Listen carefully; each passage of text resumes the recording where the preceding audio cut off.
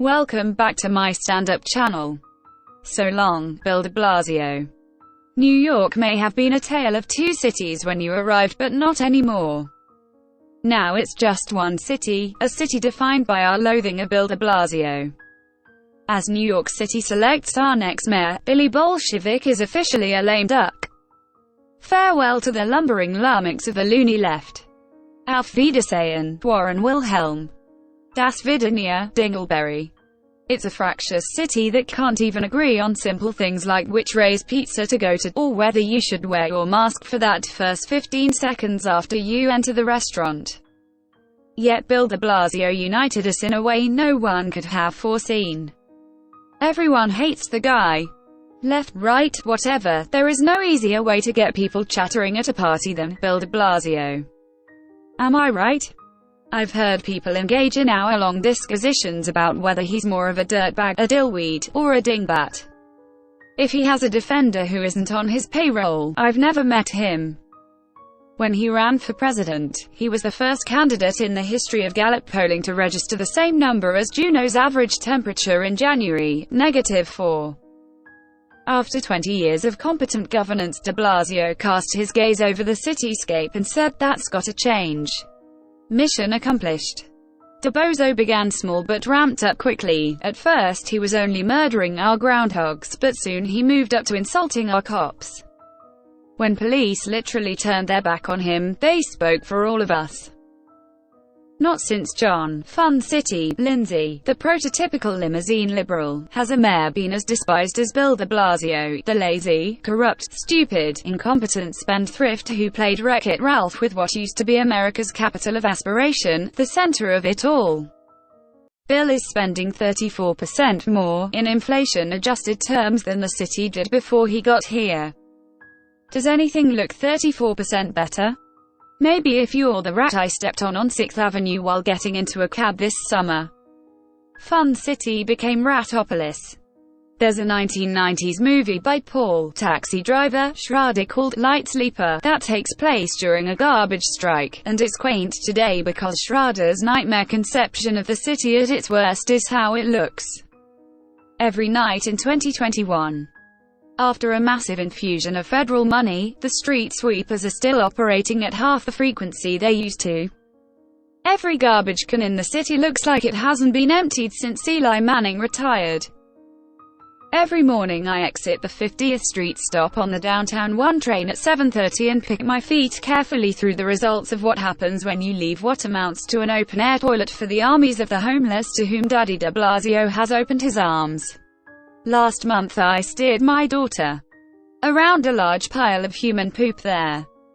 De Blasio famously ordered city work crews to waste time and money trolling Donald Trump, painting and repainting the street in front of Trump Tower, where he hasn't even lived for 5 years, but when it came to his own towers he didn't know what to do with them. The City Housing Authority became such a disaster under de Blasio that a judge ordered it turned over to the Trump administration. Real estate mogul 1, Mr. Affordable Housing, 0. On his way out of City Hall, like Joker walking away from the exploding hospital, Bill the Butcher sought to blow up one of the few things in the city that actually works. The gifted and talented program that is like an island in a sea of despair for thousands of public school students, whose parents are currently scanning the real estate listings in Montclair and Ridgewood. If Comrade Schmuck gets any bouquets on his way out, they're probably going to come from the gangs that now run parts of Rikers Island. Non-New Yorkers often ask, how did this guy everybody hates get to be mayor anyway? The answer is so stupid no one believes it, but here it is, because people like de Blasio's son.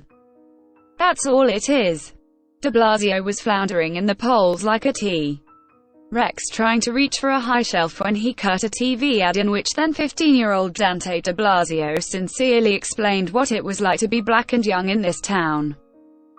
The actual black candidate in the race, a non-crazy Democrat named Bill Thompson, refused to denounce stop and frisk when the city was purring along so well that was the only thing Democrats were worried about. De Blasio used his likable son to show why he was against it. And the tiny quotient of lefties who vote in Democratic primaries swooned. In a one-party town, de Blasio coasted to re-election even though nobody can stand him.